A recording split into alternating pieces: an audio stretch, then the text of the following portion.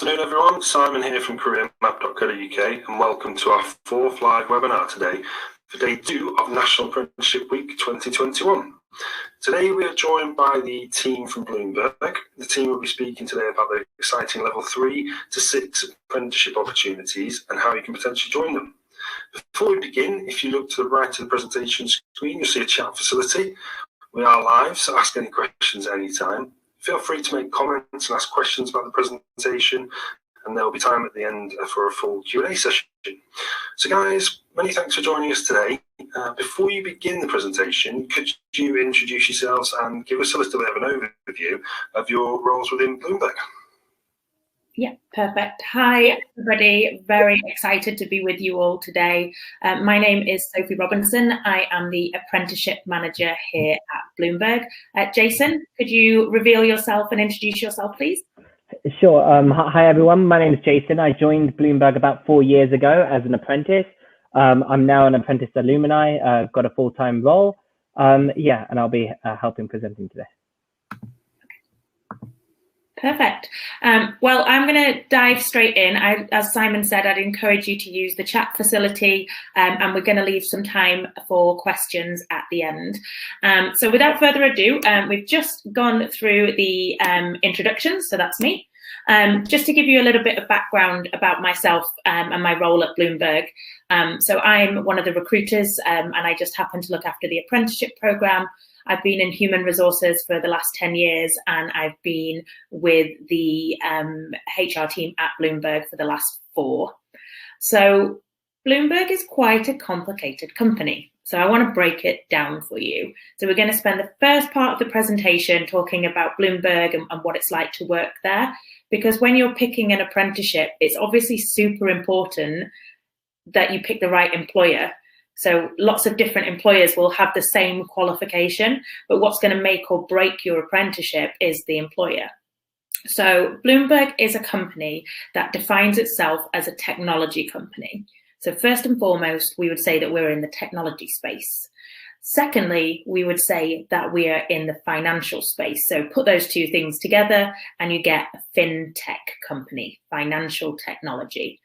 And essentially, if you work in finance, banking, or business, you need a lot of information.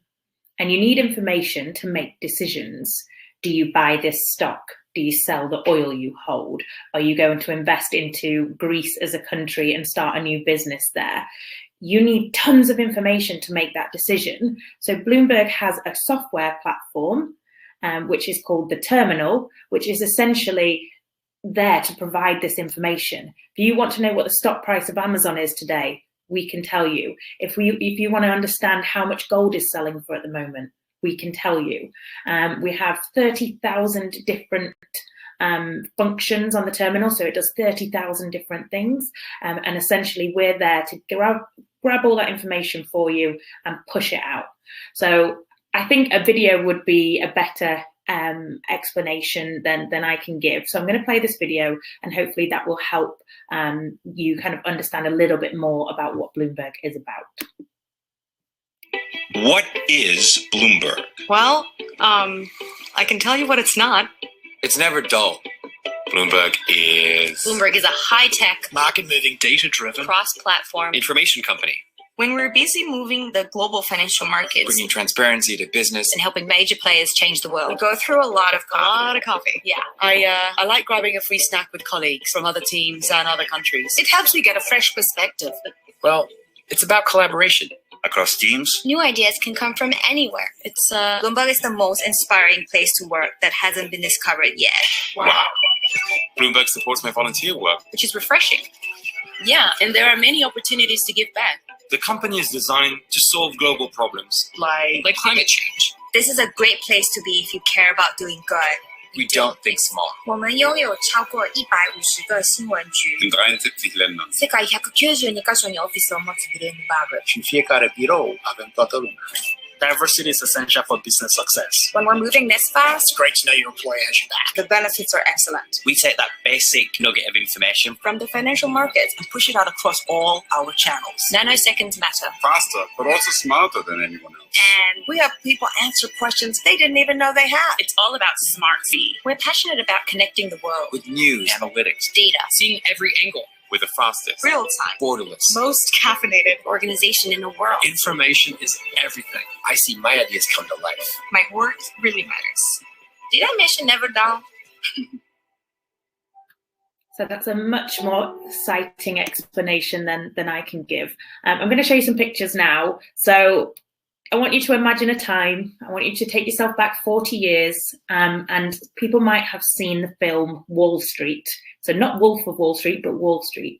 And we're talking about a time on Wall Street that was in the early 1980s. And in that middle picture there is Michael Bloomberg. So Michael Bloomberg is our founder, and he used to work on Wall Street as a trader. He was from an engineering background. So what that means is he'd studied engineering beforehand, and he walked away from his job with a rather large settlement fee. So he took that money and he started a company, because what he'd realized is that when you were on the trading floor, everyone had a mobile phone about the size of a brick, and they were all shouting instructions. They were passing pieces of paper, and it depended on who you knew, not what you knew. And it was all really confusing and very inefficient. So he decided to take his settlement fee and start a business where everybody could have access to the same information at the same time. So this is before the internet was popular. This is before the internet was widespread. So this piece of software, which we call the terminal, was revolutionary. It was groundbreaking to be able to log into a platform and see real-time information, because a lot of people were trading on information that was 3 or 4 days old. So you can see that whilst it looks old-fashioned and it looks like teletext, this was actually groundbreaking and started changing the financial industry. And this is what we've evolved to. So it's come a long way. And this is what Jason and I will sit when we're in the office, and we'll have 2 screens, and you can see all the kind of different functionality that it does, and things like that. And by the way, and I'm going to talk you through the apprenticeships and what we offer, you're not expected to know or understand anything that you're looking at right now, because everything we do is designed around teaching you. It's important to talk about the work environment, because whilst we're working from home at the moment, we very much miss our office, because our office is very special. You can see a picture on the right hand side there. So our office was the largest building built in London in 100 years. And it is the most sustainable office building in the world. It's a purpose-built office for Bloomberg, and it's designed with collaboration in mind. So on the right-hand side of that picture, you can see the ramp, and the ramp goes all the way from the top of the floor to top floor to the bottom.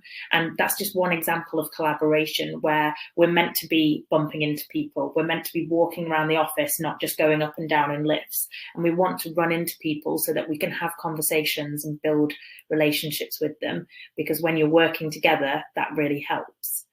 We have quite a flat organization structure. So what that means is, when you join and you're like in a role like mine, perhaps, there's only 6 layers of management between me and Michael Bloomberg. So what that means is you can get things done quickly. You can make decisions and move very quickly, because there's not loads and loads of permissions that you need to get a project or get an idea off the ground.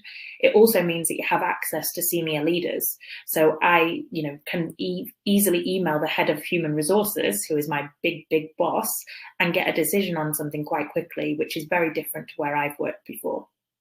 We have a good work-life balance with plenty of networking and social opportunities. We encourage the apprentices to get to know each other, and to make sure that they're forming relationships outside of their teams and across the whole organisation. We have small focused teams, so perhaps there'll only be 8 or 9 people reporting into every manager, so you have plenty of support if you need it. Continued education. So whilst the apprenticeship is an educational program, the idea is that you join us full time afterwards and have a career with us and continue learning. So if you qualify and get your apprenticeship, each year you have access to a pot of money to do further courses and educational courses, trainings, whatever it is that you want to do. career development. So I'm going to let Jason talk you through his career in a minute, because that will show you how many different roles and teams he's been in since he qualified off his apprenticeship.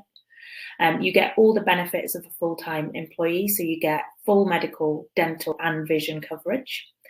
You get discounts. So if you get a health insurance, for example, you get 50% discount off Virgin Active and Nuffield Health gyms. You get discount off fitness watchers, trainers, Eurostar, hotels. So, you know, it's really useful. We also have lots of restaurants under the office, and you get discount on all of those as well.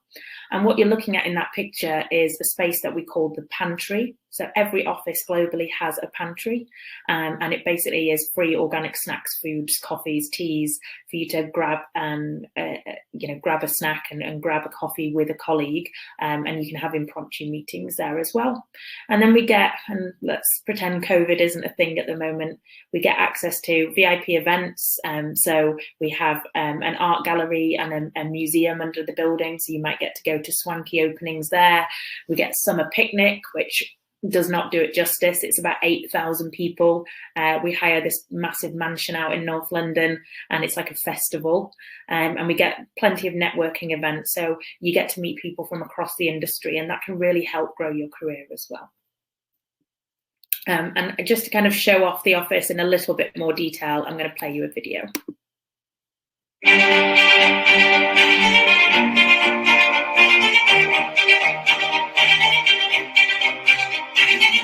London's an engine for the global economy, and it plays a critical role for our company, Bloomberg.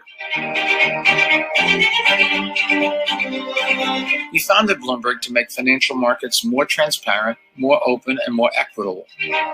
And those are the values that have always shaped the places where we work. There are no walls between people and teams, no private offices. Everyone has the same size desk, including me. The new London office was built to inspire collaboration, which fuels innovation. The building honors the character of London's historic architecture, while also re-envisioning the future of an office building. Every decision, from design through construction, was made with employees in mind. We wanted to create a place people are proud of, a place that makes them excited to come to work. The heart of the building is open space, which helps people and information move more seamlessly.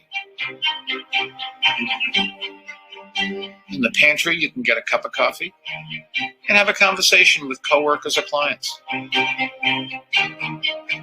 The central ramp does more than connect floors. It brings people together. So did the circular desks, which make it easy to have an impromptu meeting, share ideas, and have some privacy. Great art installations throughout the building inspire creativity and add vibrancy.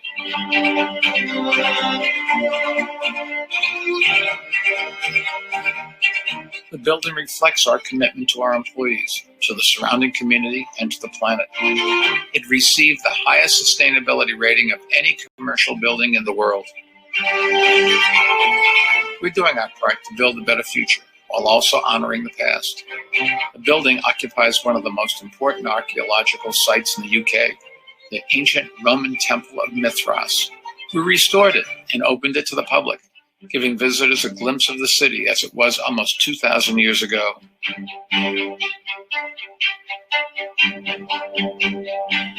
We're honored to be custodians of this history and to help London continue growing as an economic and cultural capital.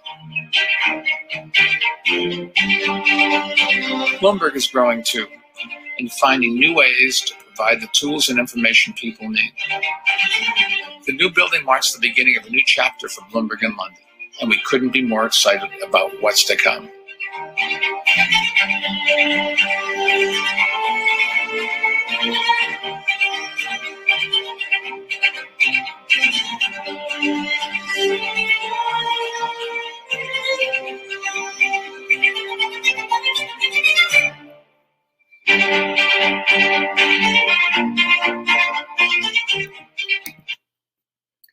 So yeah, that does a very good job of making me very sad that I'm not in the office at the moment. Jason will probably agree with me in a minute when he comes online to say what a special place it is there.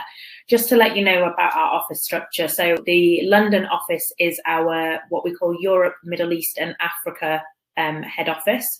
Our full head office is in New York, and then we also have offices in Asia as well. So all of our roles are based in the London office for the apprenticeship programme. Right, so kind of a little bit of a different track now, because I think it's important to mention this. So you're coming to work for a fintech company, you're working in the City of London, you're servicing financial institutions and banks, and philanthropy and charity work is probably something that doesn't spring to mind. But Bloomberg gives the vast majority of its profits to charity. So about 85% of our profits each year go to charity. And that for me is a very important part of why I work at Bloomberg. You know, we work very hard at Bloomberg, and the eye is on the prize. We're there to make money each day. But the amazing thing is that it then goes to charity. So you can feel good and you know that you're making a difference just by doing your day job. And kind of what I mean by that kind of going forward is there's two ways that we can do this. So firstly, you're allowed to volunteer your time. And so you're allowed to volunteer during work hours, and there'll be a whole list of opportunities you can sign up for. So you can clean up the River Thames, you can go and work at a food bank, you can do a soup kitchen, you can help children learn how to read, and those hours build up. So if you do 25 hours per year, you get $2,500 to give to a charity of your choice. And if you do 50 hours per year, you get $5,000 to give to a charity of your choice. So it does make you feel very good on that day that you do your donations. I recently gave mine to a hospice, and you know, it made me very happy because I know that they're struggling at the moment during COVID. The other way you can do it is if you fundraise outside of work for whatever reason, say you're running the London Marathon and you raise £1,000, Bloomberg will match that. So anything that you fundraise will be matched by Bloomberg as well. So it's really a win-win. So even if you have a really tough day at work, you kind of like, well, it's okay because I've still done good and I've still made a difference. So for me, I don't know, you know, everybody's different. It does make a real difference, and it makes me very grateful. So here's Mike Bloomberg himself to tell you a little bit more about it. Nearly all profits from Bloomberg LP go to Bloomberg Philanthropies, which is dedicated to saving and improving lives around the world. Every Bloomberg employee in every one of our offices makes that work possible. What other company gives you the chance to do so much good for the world? Most of our profits don't go to shareholders. They go to reducing disease and injuries, cleaning our air and water, giving students a better education,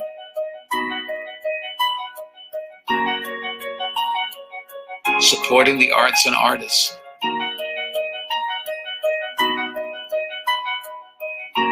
investing in the communities where our teams live and work, and helping cities solve their toughest challenges. Scale is critical. Measurability is critical. And results are paramount.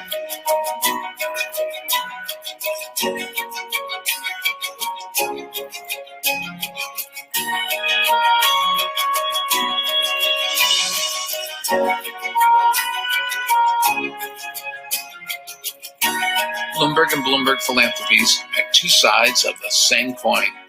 So when you work for or with Bloomberg, you're doing a whole lot of good. Learn more about our good work at Bloomberg.org.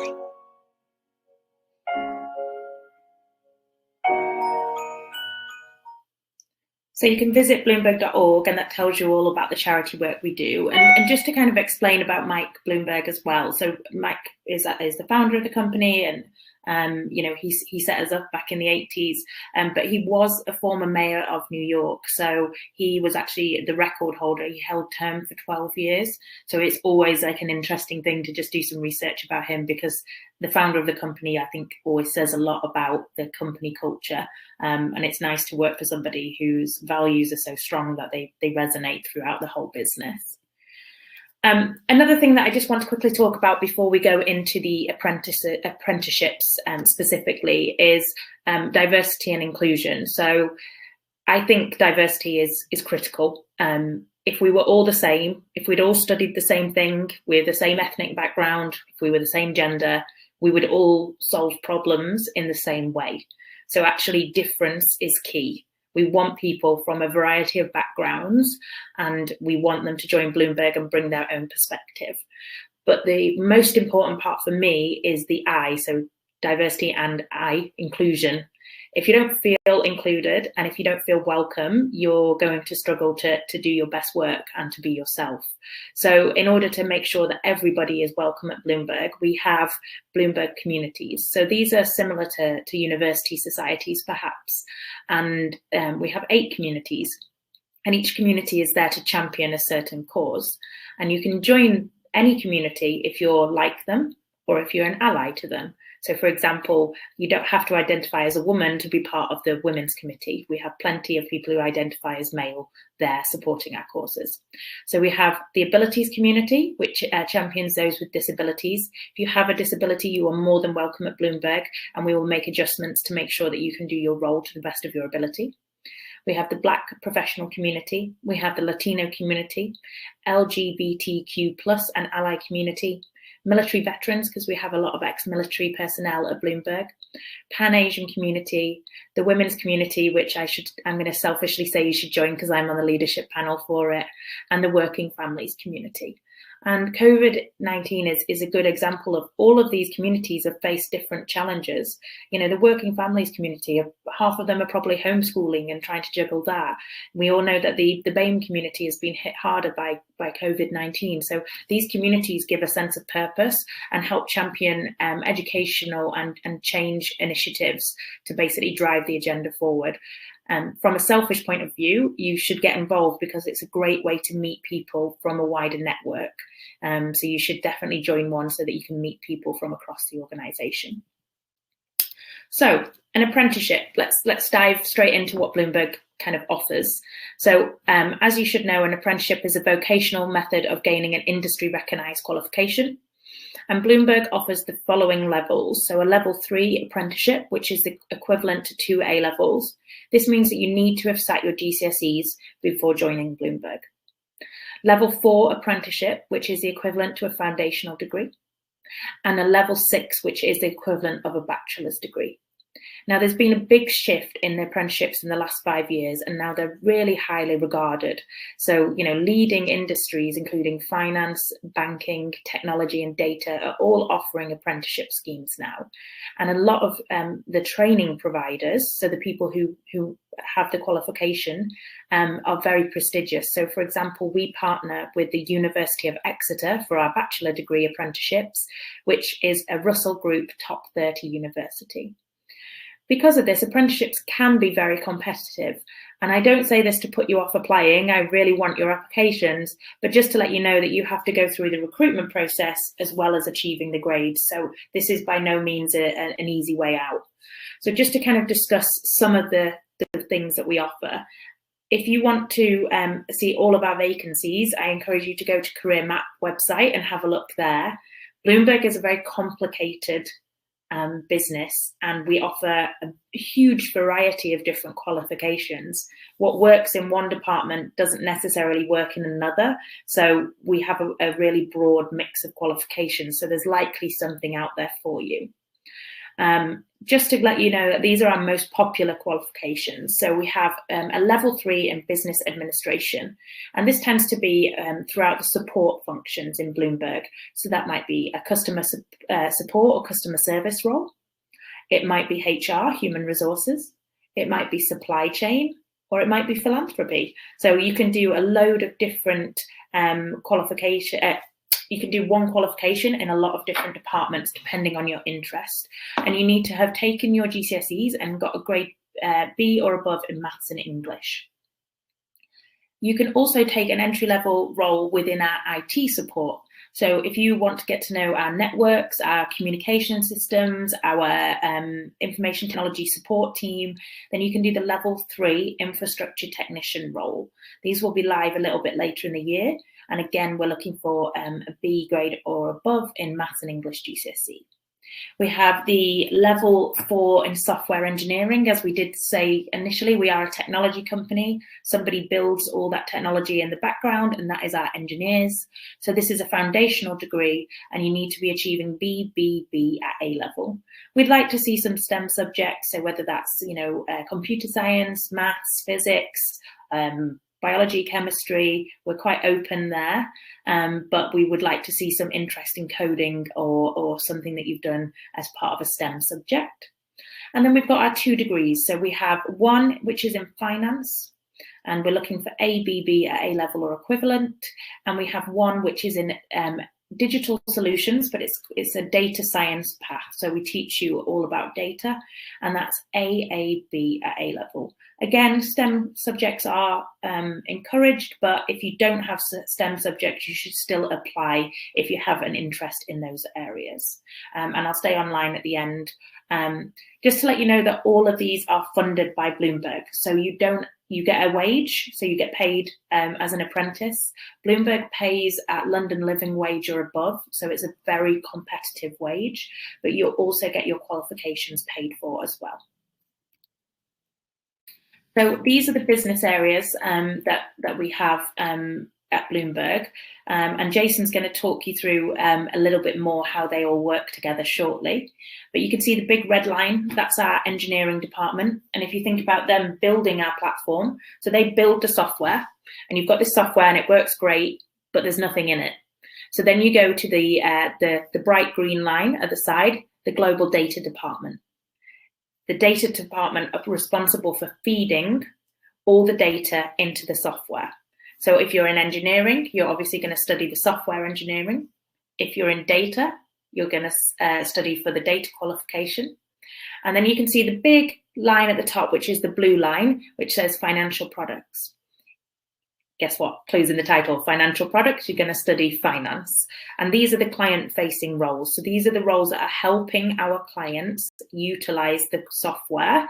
And to do that, you have to understand the software and you have to understand finance.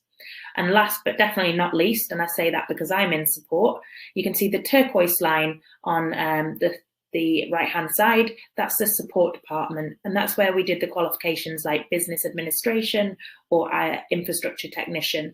These departments keep the rest of the company functioning. Without them, we wouldn't be able to do the rest of our jobs. So they have a very, very valued role at Bloomberg. Just to let you know, with the grades that we're looking at, it does say equivalent for each of them. So A level or equivalent. So if you've taken an IB or if you've taken a BTEC, that's absolutely fine as well. So I'm going to hand over to my colleague, Jason, now. So I'm going to stop sharing my screen and he will start sharing his, and then we'll stay online for questions at the end. Thank you so much so far for all the great questions I can see in the chat, and over to Jason. Thank you very much, Sophie. Hi, everyone. So my name is Jason Fernandez, and I joined Bloomberg in July 2017 in the analytics department, so what Sophie called as the financial product point of view of a business. So yeah, I've been in analytics for about 3.5 years now, and when I started, I was introduced onto the level 3 apprenticeship for software engineering. And since then, obviously from 2017 till now, the apprenticeships that we offer have become more competitive, and they've become higher in level. So yeah, that's one thing to point out. Now, since joining Bloomberg in the analytics department, I've become a financial specialist in finance. So I look into our fixed income, foreign exchange and commodities asset classes. I also teach new hires as well as lead some global projects within EMEA, so Europe, but also in Asia and America too. I have also been also had the opportunity to be promoted to a leadership position as a deputy team leader, helping the team on a daily basis to deliver their goals. And looking back from where I am now, I'm currently supporting our enterprise business, which generates revenue for Bloomberg. So I really advise that if you are passionate about wanting to make a difference and let's say a good career path going forwards, as well as continuous growth, Bloomberg's is a place to be. But yeah, enough about me. Let's go on to the terminal as a whole. So you might know Bloomberg for our news or TV channels, but the core product, which Sophie was describing earlier, is called the Bloomberg terminal. Okay. What I'm going to show you now is just how the terminal looks. And very simply, it's just a blank panel. One of the hardest things to understand about Bloomberg is what all the different departments do and how we work together. So how our engineering department works with our analytics department, and why does sales work with our global customer support team. So hopefully by this 10 minutes demonstration, you'll be able to understand the responsibilities of each department, as well as how we collaborate to deliver results. What I will do is I will walk you through the function of our daily workflow, showing how we leverage many different departments to deliver a function. Okay, so first question, what is a function? A function is any single place on the Bloomberg terminal that displays data. Okay, for our example today, we're going to use a function called GP. And what you'll be able to see is that when GP loads, it will be a blank chart like this. And very simply, it's just looking at IBM US equity as a security, and it's plotting the share price at the end of day on a yearly chart. Okay, so we're able to see the price of which IBM US equity is at every single day for a year. Now, very simply, we are able to use this function, which looks kind of simple at first, but we are able to make it a bit more complex.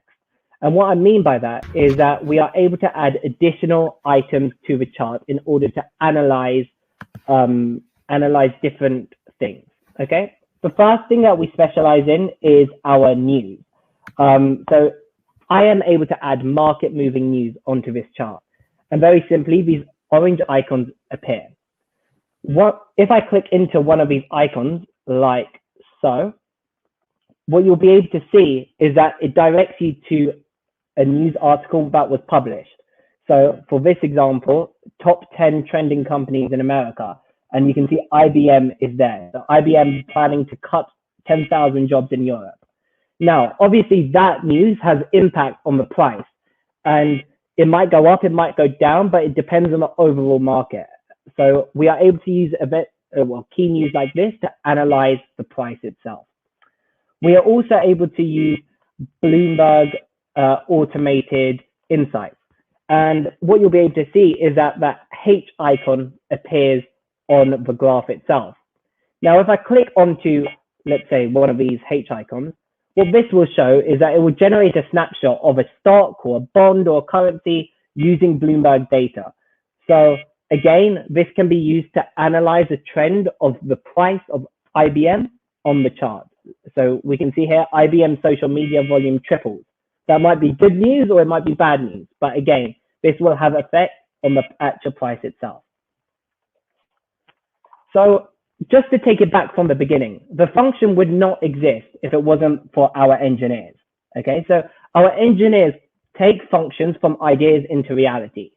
They communicate with the other departments on a daily basis, ensuring that what the end user needs is what they are working on. They code front end and back end and publish all the Bloomberg code through GitHub. At this point, the function itself is created. But a function, an empty function, is no good use for anyone, right? Which is when our data department comes in. Now, what our data department does is that they get involved by gathering the information from various sources, such as exchanges or company websites or any other sources. And then they publish it on this function itself. ensuring that the most accurate and relevant information is showing for our end users. So an end user wouldn't be able to, let's say, put the last price to see for IBM US equity if it wasn't for our data department. So that's what they do. Now, we have this usable function, but what's the point if no one uses it? If no clients know about it, then it shouldn't really exist. But that's what our sales department is there to do. So obviously our sales department is there to sell terminals as a product, but they're also there to increase usage of the functionality and incorporate this in our clients' workflow. Now, the reason why this is important is because we want to keep and maintain the terminal to be sticky. And what I mean by that is that we want our clients to use it every single day of the year, should they be at work. So yeah, our sales will incorporate this feature and show it to our clients and say, oh, hi there, have you seen the function GP? Did you know it does this? And then we will try and get their adoption to increase.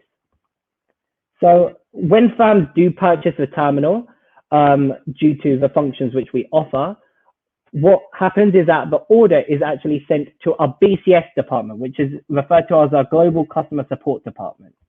And now our Global Customer Support Department is very, very important because what they do is basically they activate the firm's license for their Bloomberg terminal and they help onboarding the client, whether that's more maintenance work on the software or trying to get like the Bloomberg keyboards sent to their addresses. But this is what our Global Customer Support does.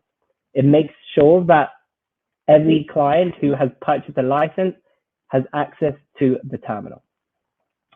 Now, very simply, once you have access to the terminal and then you see all these different functions that the sales rep is telling you about, from a client's perspective, they might have additional questions.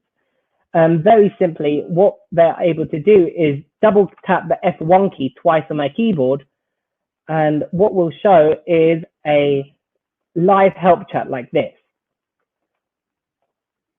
Then what they're able to do, or someone's able to do, is type in their question here about GP itself.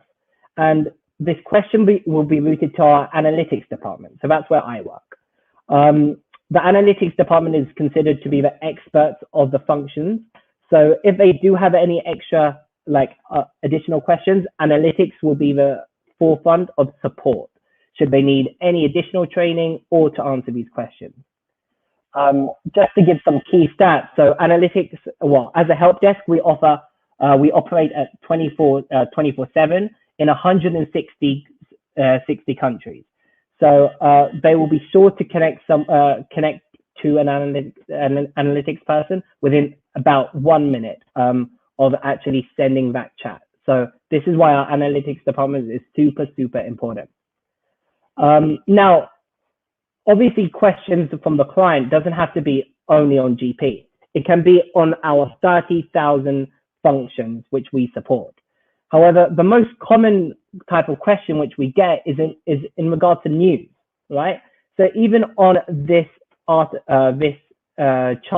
specifically, the client might click into this article here, and then they see this news.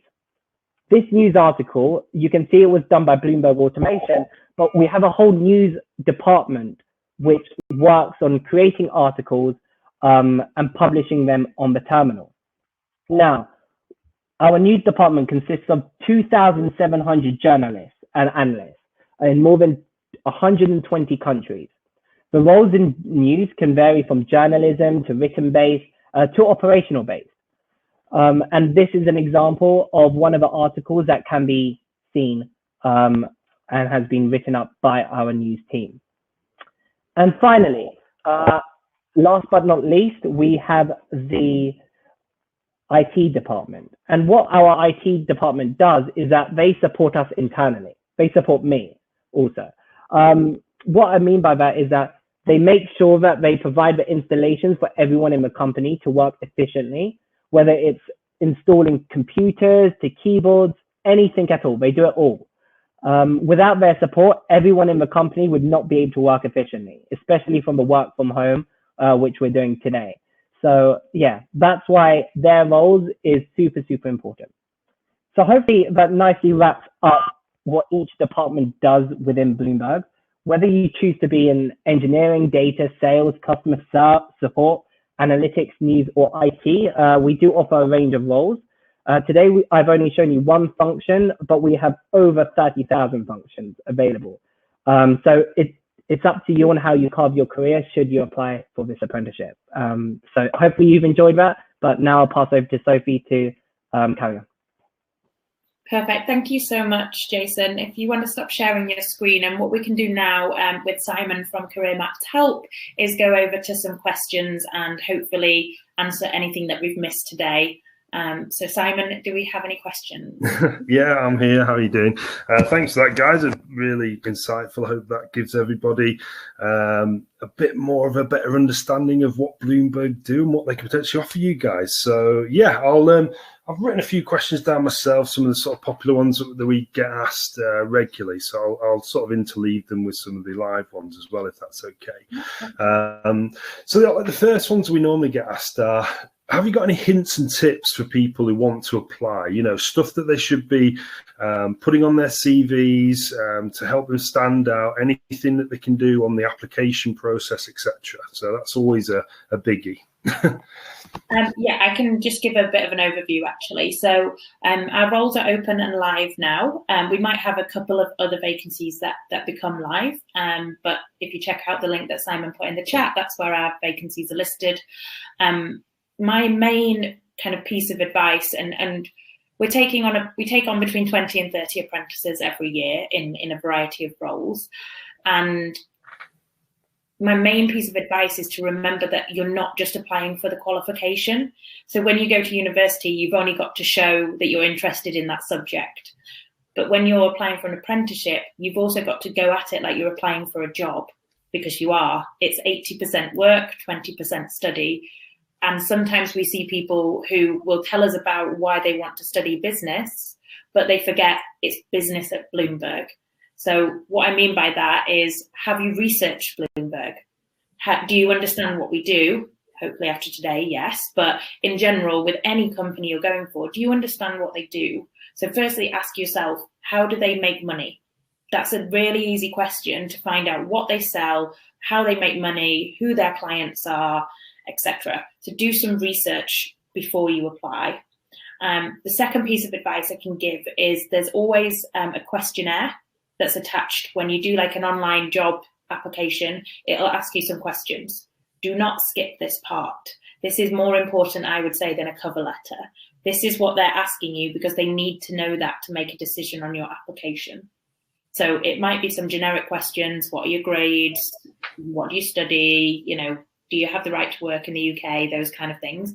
But there'll also be some extra ones. Why are you applying? What do you know about Bloomberg? They are very, very important. So don't skip that either.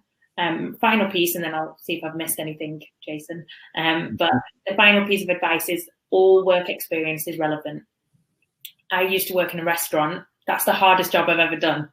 You know, I used to work long shifts, dealing with the public, you know, coffee all day. Yeah. Every piece of work is relevant. There's always transferable skills, even if the only transferable skills is hard work. Yeah. So make sure you put that all on your CV. Jason, have I missed anything? No, I don't think you missed anything at all. I guess my advice is, if you haven't done an interview before, just go onto Google and just search interview questions, and you will build up your self-confidence that way should you get as far as the interviews. But yeah, every little helps. And this sort of leads on to the next question. Is there such a thing as a perfect candidate in your eyes? No, because everybody is different, and what somebody's good at, somebody else will have a completely different take on things. And there's common traits for people who do well at Bloomberg, and the common traits are like enthusiasm and yes people. That's what I call them. And it's not yes, I say yes to everything and I overwork myself. It's like up for a challenge. Like, I don't know how to do that. I'm curious to learn. I'm curious to, you know, try something new. Those people do very well at Bloomberg because it's quite that kind of environment where you have to put yourself forward and put yourself out there.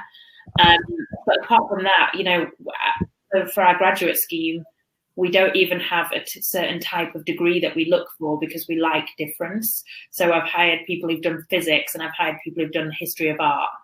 And both of those people have valid skill sets. So it's more about who you are, not necessarily, what you've done and to make you a perfect candidate.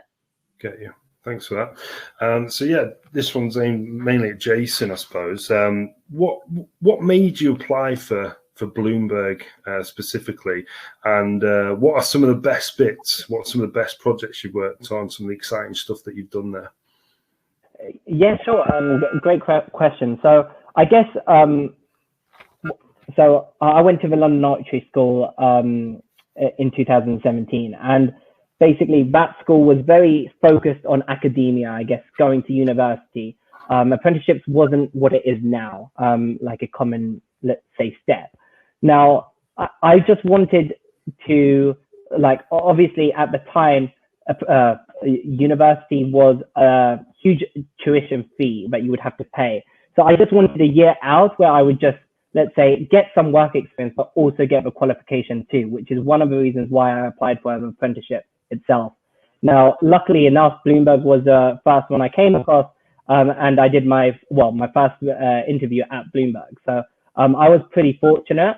And obviously, due to the global presence of which Bloomberg brings, as well as multiple roles in different departments, it definitely attracted me to the roles itself. So yeah, I guess being at Bloomberg for now 4 years, hopefully you can tell that I'm very happy here. But yeah, I've had multiple projects that I've been working on, as well as different, I guess, achievements, which I would consider myself. I guess the biggest achievement to date would be to progressing as a deputy team leader, because this was where I was able to develop my leadership skills, as well as work with a team of people who actually went to uni. So I was able to offer my skills as an apprentice, which is a lot because obviously you know the company well. But yeah, I've been able to basically carve my career path the way I would like it to be. So yeah, that was probably the biggest achievement. You don't feel like you get treated any differently compared to graduates as an apprentice? So no, definitely not. As Sophie said earlier, I think the apprentices are included in every single sort of event should a graduate be included in. They're as apprentices, we do things like bowling and like team nights in, which we obviously promote, but no, definitely not. You're treated all the same. Yeah. I'd also like to say that Jason downplays how great he is sometimes, I think, because firstly, Jason could have gone to university. Your grades were exceptional at school. And I think secondly, as well as your deputy team leader role, Jason actually looks after our most complicated product for our clients. So he's had to learn all about this product and it is, one of our most advanced ones. So he's kind of worked his way up to that stage as well. And to your point about being included, Jason now manages graduates. So wow. He's definitely not seen as any different at all. The go-to person in the department, actually. So brilliant. Okay, guys. So I'll go on to some of the questions. Libby says, what makes Bloomberg stand out from other companies offering the same type of apprenticeships, etc.? I'll give my personal, and then you can as well, Jason. For me, it's the people. Probably going to say the same thing. I think I came in as an experienced hire, so I had work experience. I'd worked at a few places before, and I think for me, you spend more time with your colleagues than you probably do with your friends and family every week. So it's very important to me to work with people that are supportive, that are kind, that I genuinely want to spend time with. And everybody, I don't know whether it's the flat culture or just the type of people we hire, but everybody is very approachable. So I could send a message to the head of a department, they would get back to me, and they don't check who I am or check what my reporting line is. Everybody is just very happy to help. And I don't think I've ever been spoke to disrespectfully in 4 years. Like, everyone is kind, and that makes a real difference, because that is your, full working week is surrounded by nice, kind people, and it makes such a difference. Of course it does, absolutely. We've had a number of questions about locations of the roles. Are they based just in London, or are they sort of further afield? Yeah, so we try and pay competitively enough so that you can afford to move to London. You can probably tell by my accent that I am not a southerner. So, I would say encourage you to take the leap, just as if you would move to a new city to go to university. But this time you have a wage behind you. So we pay above London living wage, which means our minimum salary is £22,000 per year. So it's very competitive for apprenticeship. We don't pay apprenticeship minimum wage. We pay much higher so that you can move to London should you want to. So we were talking to another employer who did degree apprenticeships, and they said that the students, the learners, can actually live on the university campus while doing a degree apprenticeship. Is that something you guys sort of help with or offer, or is that part of the deal or not? I think that is more for those that are based with London universities, but our partner university, for us, it was very important that we chose a university where the degree is very valued, which is the University of Exeter, with it being a Russell Group university. But no, we don't offer that. But what we can do is help you, just as a kind of HR service, locate somewhere to live. And we also have the whole network of graduates and apprentices who are also moving to London as well, which forms quite a nice network there as well. Cool. One of the questions we get asked a lot is, are you guaranteed a job after your apprenticeship, and sort of what's the progression like? Yeah. So there's no guarantees, because it's all performance based. So that's the first thing. You need to pass your apprenticeship. Do make sure that you put just as much focus on your academics as possible. And then obviously you need to be doing well in your role. And the thing about Bloomberg is you will get feedback. You will know if you're doing well or not. And that's not in a cruel way. We believe that you can't improve unless you know exactly how you're performing. Yeah. But what we try and do is take people on in roles where there is a job at the end of it. So most of our roles most of our apprenticeships line up to a full-time job automatically. And if there isn't one in your department, if you're doing well, we'll try and find one in a different department for you. So towards the end of your apprenticeship, you'll start finding this out, and it'll start becoming clear whether you're applying for a role in your own department or whether you're applying for a role in a different one. Okay. A few questions regarding sort of age limits and stuff like that. Is there an age limit, sort of maximum, minimum, etc.? Minimum would be 16, and you need to have your GCSEs. There is no upper age limit. Our oldest apprentice at the moment is in their 30s. So we encourage people who've, got some work experience, maybe looking for a career change. That's very much encouraged.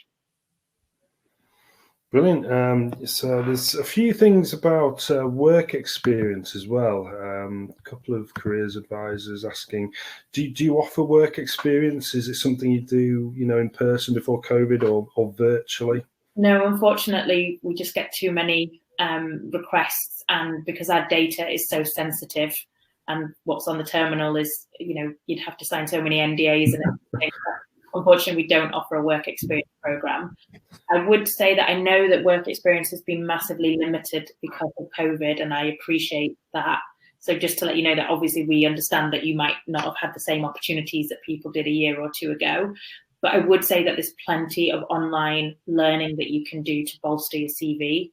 If you're interested in marketing, there's marketing courses that you can do for free. If you're interested in coding, there's Coding Academy courses you can do. So there's other ways to bolster your CV during this time. Okay, thanks for that. Kim said, any specific subjects useful at A-level for these schemes? Do you consider BTEC subjects as well? Yeah, BTECs, IBs, different, for the universities, Exeter set the grade requirements, and they'll have like a tariff or a certain amount of UCAS points. I don't mind how you get to that tariff and how you meet that point requirement.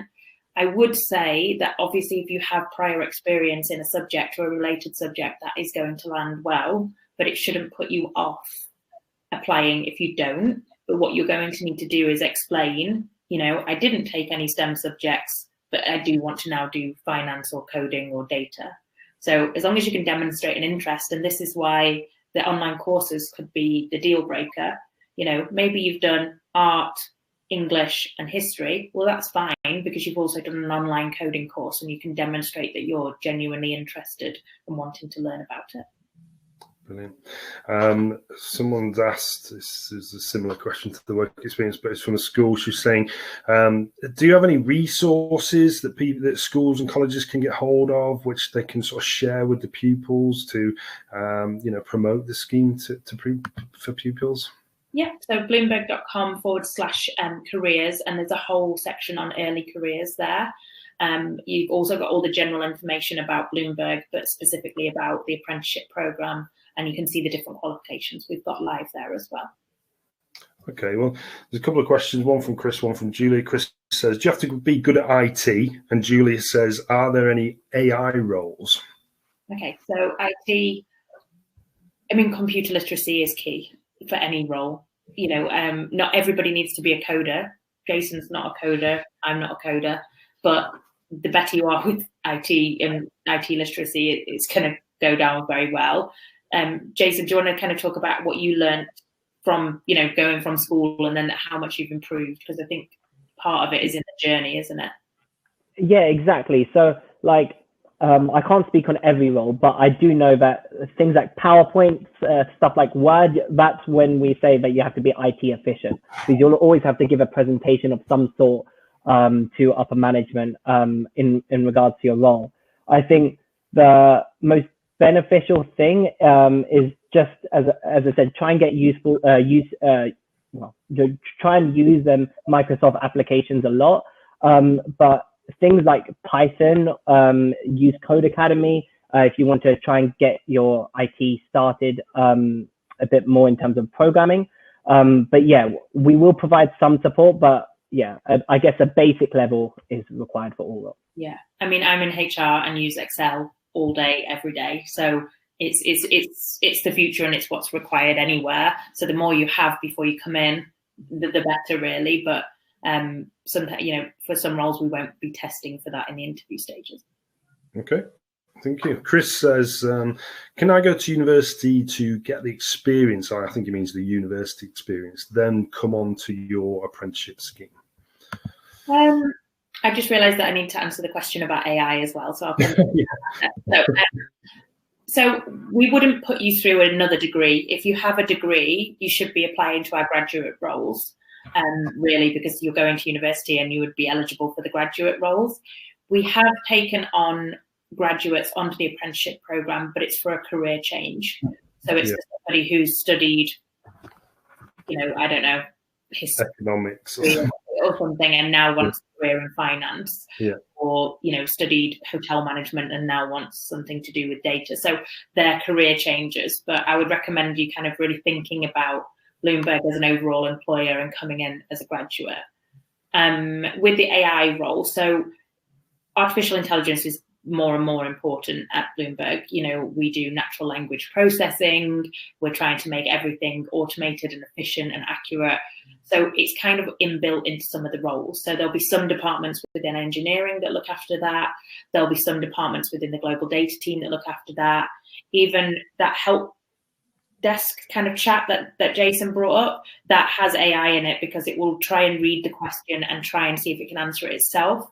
So there's teams that do that in each department. So yes, it is, but it's not guaranteed that you'll be placed in the team that does it. However, if you get the full-time role, then obviously you can make your move towards that kind of vacancy internally. Absolutely. Well, unfortunately, guys, we're coming to the end of our sort of hour slot, really. If the guys haven't had their questions answered, is there anywhere that maybe on social media they can direct message you guys, or is there any email addresses or anything you'd like to leave for them? Yeah, so you can email. We have a general email address, which is called, it's just apprentice1@bloomberg.net, and you can send questions in there. There's just two little questions that I'd like to is valid.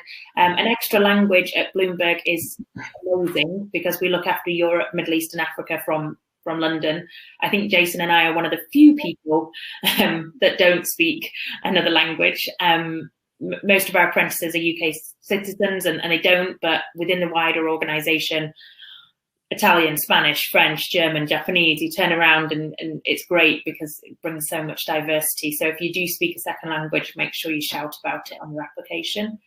And then Christian asked about filmmaking and media roles. So we do have the news department, and we think we'll have 2 apprenticeships there later in the year. So keep an eye out for those. We potentially, not guaranteed, but might have one in the TV department, and there might be one as a kind of a journalist, like which would be written journalism. So we don't promote them as widely because they're not guaranteed as yet, but if we do have them, they'll go on the website. Brilliant. All right, guys, thanks for that. Have you got any parting words you'd like to leave with the guys today before we go? Yeah, for me, it's you know, I don't want to come in here and sell you the apprenticeship dream. That's not what this is about. I just wish I'd had more information when I was at school about different options and, you know, different ways of gaining qualifications. So, you know, really think about whether an apprenticeship suits your style of learning. Think about whether, you know, you're ready to go and work a full-time job, because it is a lot of pressure, you know, as well. Obviously, benefits are your wage and your fees paid, but it's not an easy way out for sure. And then what you should think about is what kind of workplace you want to be at. So what kind of employer, what kind of culture, and then you can go from there and finding the right role. And Jason, I don't know if you've got anything. Yeah, well, what I would say is that if you are passionate about an apprenticeship, just look online and see which ones are available, or obviously our Bloomberg roles. But yeah, as Sophie said, it's not an easy way out. You'll have to put in as much as hard work than someone who's going through the uni degree. So yeah, just sustain that going forwards in the apprenticeship, should you have it, and then you'll get the full time, should there be one. But yeah, good luck. Brilliant. All right, thank you very much, Jason and Sophie. Hope everybody enjoyed that. And basically what we did, we've recorded the whole session. So in a day or two, you could head to careermap.co.uk, the Career Map Live section where our video content is hosted. And you can refer to this presentation at any time you want. And just to say, we've got tons more live webinars coming up for the rest of the week for National Apprenticeship Week. If you go to nationalapprenticeshipweek.co.uk, you can register for any more that you like the sound of. Hope to see you again soon. And we'll sign off now. Stay safe. Thank you very much, guys.